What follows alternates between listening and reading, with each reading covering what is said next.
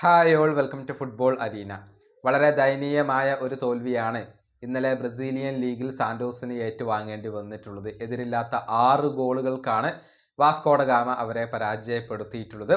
ഇതിന് പിന്നാലെ സാന്റോസിന്റെ പരിശീലകനായ ക്ലബർ സേവിയറെ ക്ലബ്ബ് പുറത്താക്കുകയും ചെയ്തിട്ടുണ്ട്. അദ്ദേഹത്തിന് കീഴിൽ വളരെ ദയനീയമായ പ്രകടനമാണ് ക്ലബ്ബ് നടത്തിയിട്ടുള്ളത്. സമീപകാലത്ത് ഒരുപാട് പരിശീലകരെ ഈ ക്ലബിന് പരീക്ഷിക്കേണ്ടി വന്നിട്ടുണ്ട്.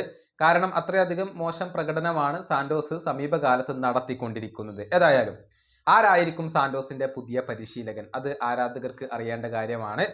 ജോർഹെ സാംബോളിയെ തിരികെ എത്തിക്കാൻ സാന്റോസ് ശ്രമിക്കുന്നു എന്ന റിപ്പോർട്ട് നേരത്തെ പുറത്തേക്ക് വന്നിരുന്നു. സാംബോളി സാന്റോസിന്റെ പരിശീലകനാകും എന്ന് തന്നെയായിരുന്നു ഇതുവരെ പ്രതീക്ഷിക്കപ്പെട്ടിരുന്നത്.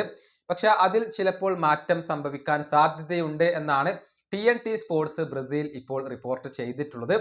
അതായത് സാന്റോസ് ഇപ്പോൾ മുൻ ബ്രസീലിയൻ പരിശീലകനായിരുന്ന ടിറ്റയെ കൂടി പരിഗണിക്കുന്നുണ്ട്. അതായത് ബ്രസീലിയൻ ദേശീയ ടീമിനെ ഒരുപാട് കാലം പരിശീലിപ്പിച്ചിട്ടുള്ള പരിശീലകനാണ് ടിറ്റ. ഏറ്റവും ഒടുവിൽ ബ്രസീലിയൻ ക്ലബ്ബായ ഫ്ലമംഗോയെയായിരുന്നു അദ്ദേഹം പരിശീലിപ്പിച്ചിരുന്നത്. ഇപ്പോൾ അദ്ദേഹം ഫ്രീ ഏജന്റ് ആണ്. ടിറ്റയെ എത്തിക്കാൻ ഇപ്പോൾ സാന്റോസ് ശ്രമിക്കുന്നു എന്നാണ് റിപ്പോർട്ടുകൾ. നെയ്മർ ജൂനിയർക്ക് താല്പര്യമുള്ള പരിശീലകനാണ് ടിറ്റ. ജോർഹെ സാംബോളിയുടെ കാര്യത്തിലും നെയ്മർ ജൂനിയർക്ക് താല്പര്യമുണ്ട്.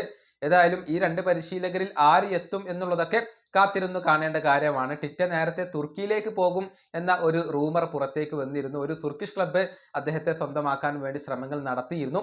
പക്ഷെ അതിൽ ഇപ്പോൾ കാര്യമായ പ്രോഗ്രസ് ഒന്നും ഉണ്ടായിട്ടില്ല എന്നാണ് അറിയാൻ കഴിയുന്നത്.